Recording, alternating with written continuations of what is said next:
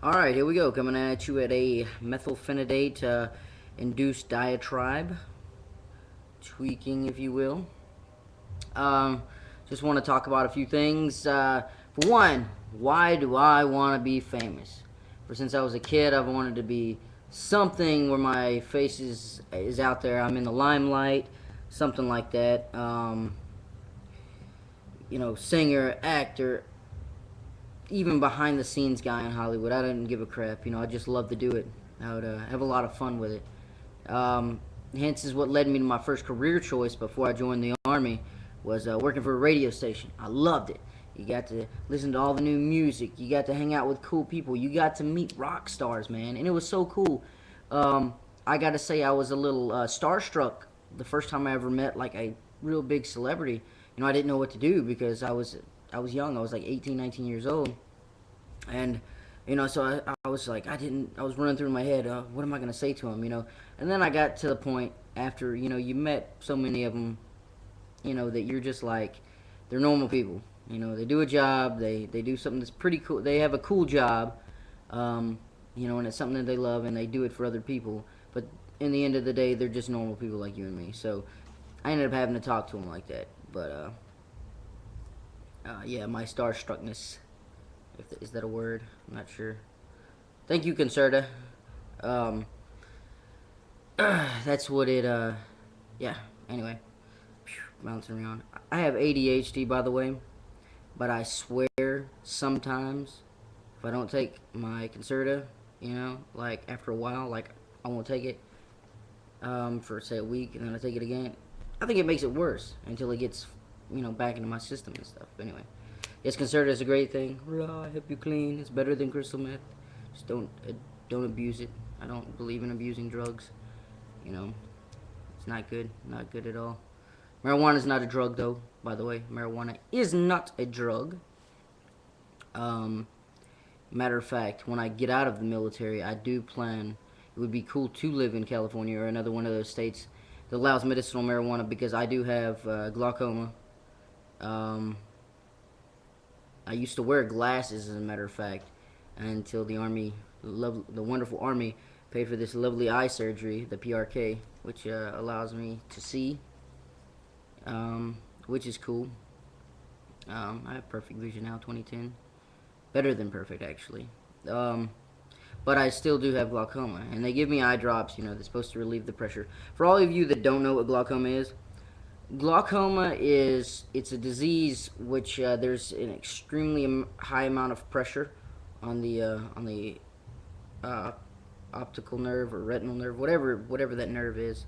Anyway, it stretches and stretches, and eventually, you know, if you let it go unchecked for so long or by itself, it will detach the eyeball from the optic nerve or whatever, and cause blindness.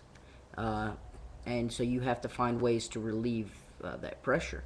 And I've talked to doctors and personal experience prior to the military that marijuana does work. It does alleviate that eye pressure. And there are ways to utilize the THC or whatever active component in the marijuana which relieves the eye pressure without becoming, baked or whatever like that. And plus, I don't smoke anymore, and so I like to keep my lungs clear. And they have a vaporizer that I would be using, just to take in the vapor and not the actual smoke, which can cause cancer, and would affect. I like to exercise and stuff, and it. Yeah. So anyway, why I want to be famous? Mm, I'm not gonna lie to you. The money, getting to meet cool people that you wouldn't get to meet on a regular basis. There's cool people all across the world, but the ones that you see on the TV, the ones you see, on the movies and stuff like that. I would love to, to be able to associate with them, you know, not in a weird stalkerish, kind of way, but just, it would. Some of those people, you see them in the interviews and you see them on the screen. You're like, man, I bet you it would be pretty cool to hang around, or I bet you she would be pretty cool to kick it with. But you can't because there is a stigma in Hollywood, is they really only hang out in their own circles, which is cool and fine or whatever. But I mean, I don't know. I guess some of them have normal, quote unquote, normal friends. Us normal working class people. But I would like to be able to associate with that clique. But see, when I get famous, I'm not gonna be like these douchebags. And I know there's probably been a dozen other celebrities that have said it. Oh, I'm never gonna be like that. I'm never gonna, not be, not associate with anybody that's not in the actor slash famous, circle. You know, I know there's been a lot of them say that, but I'm serious that I really, really would not do that. I would have a lot of fun, with my friends, from back home. My only thing is, right, being an actor or somebody that gets paid a lot in, say, Hollywood or anything like that, it's a job, right? Right? For some reason, when you get famous, by any means, people that knew you want to come asking you for money. You know, they're like, "Hey, you got a $10 million. Let me borrow 100,000." Look, it's like this. Would you go ask your buddy, you know what I'm saying, that works at the factory? Would you go ask him for $100,000? No, it's the same deal. It's that's their job. People, the regular Joe Snuffy just wouldn't give somebody some money just because they asked for it. You know what I'm saying? That's just the way it works. People fail to realize that, and that's what causes some of the bad tension between, I guess you could say, like some, the normal people would be like, oh, they never share any money and all that stuff. Well, would you share yours? Would you go and give your paycheck right now to some guy on the street or whatever because he asked for it? No, didn't think so. Okay. All right, moving on. Well, no, not moving on. Why else am I famous? The circle of friends, the money, duh. I'd love to see my face on the TV, on the screen. That would be cool. I'm not gonna lie. I would enjoy it. I love. I have a very active imagination, and I love to pretend. I guess you could say I'm a big kid. But what better job than to get to pretend to be somebody else, than being an actor. You could. I really understand why some of them do it because it would be so much fun to be this guy for a few months while filming this film and then move on to the next and pretend to be this person, because you're making up the character. Like somebody wrote the character, but you're breathing life into that character, and that looks like it has to be so much fucking fun. I mean, even in a small role, it just looks like it would be amazingly fun. Reasons why I don't want to be famous. No, not so I can bang a porn star. Sorry, Charlie Sheen, I love you and I love what you do and all. That's you, not me. Or have their round at, one of the, I like to call them the Hollywood go-arounds. The actresses that,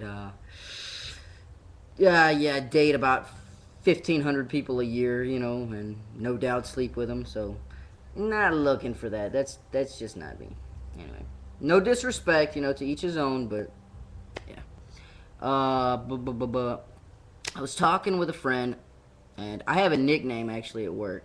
They call me Uncle Rico, and the reason why they call me Uncle Rico is because I some of the things that I say reminds them of Uncle Rico from Napoleon Dynamite, and that is, because I won't lie to you. I'll be the first to admit that I miss high school. Those were the best days of my life, the best 4 years. I had so much fun in high school, so many friends, you get to see me. You didn't have to worry about anything back then. It was school, football, or whatever sport you played, or not. I also worked a job. I had a very busy 4 years of high school life, but I loved it. I didn't have to. It was like being a kid. It was that borderline of being a kid and being adult. You were right there on the verge. You weren't a kid, so you got a lot more freedom, but you weren't adult, so you didn't have to worry about paying bills and stuff like that. It was a great time, and I'd love to go back to high school. But yeah, that's not gonna happen unless Doc Brown comes flying by in a time machine. And of course, I'm hopping a ride back to 1998. But anyway, yeah, I want to put it out there for all you guys that might watch this. Macbeth, amazing clothing company. I love their shoes. Damn, where's my pair at? They're sitting around here somewhere. But I love the Brightons. That's my favorite. The style of their shoe. They've got dozens and dozens of styles. You might want to call them skate shoes, or I just call them casual shoes because they feel great. They're really soft, and they make my feet feel good. But they make awesome clothing. As you can see, I'm wearing one of their shirts right now. Um, Macbeth was founded slash created, whatever, and is owned and operated by Tom DeLonge of Blink 182 fame, the guitarist for Blink 182. He also has another band, which is my personal favorite. I love them ever since they came out. I've just been just a solid hardcore fan. Is Angels and Airwaves. And I really suggest you go to their site. They just put up a brand new site. It's called angelsandairwaves.com. Just go check them out. They're amazing. They have a sound that sounds sort of like it's like The Cure mixed with Pink Floyd mixed with U2. I mean, it is just an amazing sound. I love them. They're awesome. There's Tom. He does vocals and plays guitar. There's David Kennedy, who used to be with who actually has worked with Tom before on Boxcar Racer back in 2002. Great guitarist. Then there's Adam Willard, the drummer. He used to drum for Rocket from the Crypt and The Offspring. Amazing drummer, really cool guy. I got a chance to meet all of them when I saw him in concert last May down in Orlando. They're really cool guys. They sat down and they talked to us, and they were just the nicest people that you could ever have met. It's not the first time I met Tom, actually. When I worked at the radio station, when Blink 182 came and did a show in Birmingham, they came by the station, and I got to meet him then, and which was cool because he actually remembered me, which blew my mind. I was like, wow, you've probably met hundreds of thousands of people, and it had been 8 years since I had first met him, and yeah, he actually remembered me, so it was really cool. And then there's Matt Wachter. He's the bassist for Angels and Airwaves. He used to be the bassist for 30 Seconds to Mars, but then he moved on, which I view as a blessing, to Angels and Airwaves, and he's very good at it himself. And he also does keyboards and other electronics during live performances. Very talented guy. But yeah, actually, Angels and Airwaves has a movie that premiered at the Santa Barbara Film Festival back at the beginning part of February, and the title of the movie is Love. And I've been wanting to see this movie ever since I heard that they were going to start making it.